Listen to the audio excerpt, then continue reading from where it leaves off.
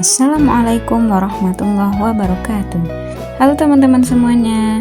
Jadi hari ini kami mau pergi ke Pengadilan Negeri Bukit Tinggi kelas 1B, dan kami bersama-sama pergi ke Pengadilan Negeri Bukit Tinggi, yaitu dari kelompok 1.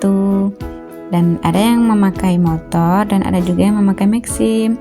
Maka kami akan menjelaskan perjalanan kami ketika berada di Pengadilan Negeri Bukit Tinggi. Ikuti semuanya ya teman-teman. Nah, alhamdulillahnya dalam satu hari yang sama kami mendapatkan 2 perkara perdata dan pidana, yang mana kami akan menjelaskan perkara pidananya itu tentang penipuan dalam perkara pendirian pertasyop yang dilakukan terdakwa kepada korban. Nah, ketika dalam persidangan itu dihadirkanlah saksi, yaitu berupa korban itu sendiri, yang mana ada ayahnya, anaknya, seorang dokter gigi, dan orang tuanya yaitu seorang pensiunan dan juga ada pegawai Pertamina. Jadi di sini itu kronologinya yaitu ada 2 terdakwa sebenarnya, yaitu Zul Ihsan dan M. McDonald.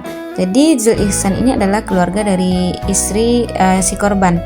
Jadi ia mempunyai teman yaitu McDonald, yang ia bilang ia adalah satpam dari Pertamina Padang tersebut.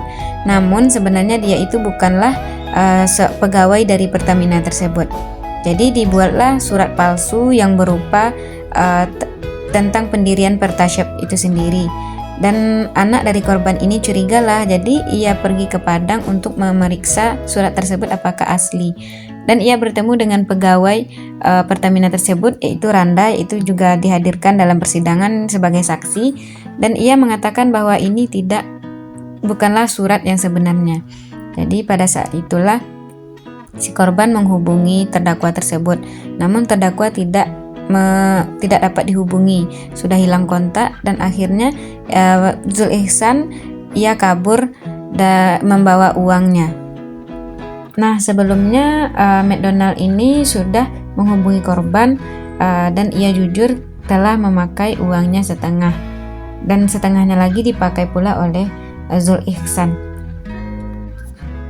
Lalu setelah beberapa bulan diajukanlah perkara ini ke pengadilan karena keduanya hilang kontak dan Zul Ihsan ia kabur, dan dilakukanlah penyelidikan terhadap terdakwa yaitu McDonald, dan ia ditetapkan sebagai tersangka, dan akhirnya ia dijatuhi dengan ancaman 4 tahun penjara.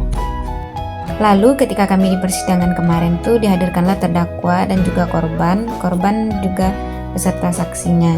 Jadi ketika ditanya oleh hakim, terdakwa tidak membantah, ia membenarkan semua yang dikatakan oleh hakim maupun dari jaksa penuntut umum.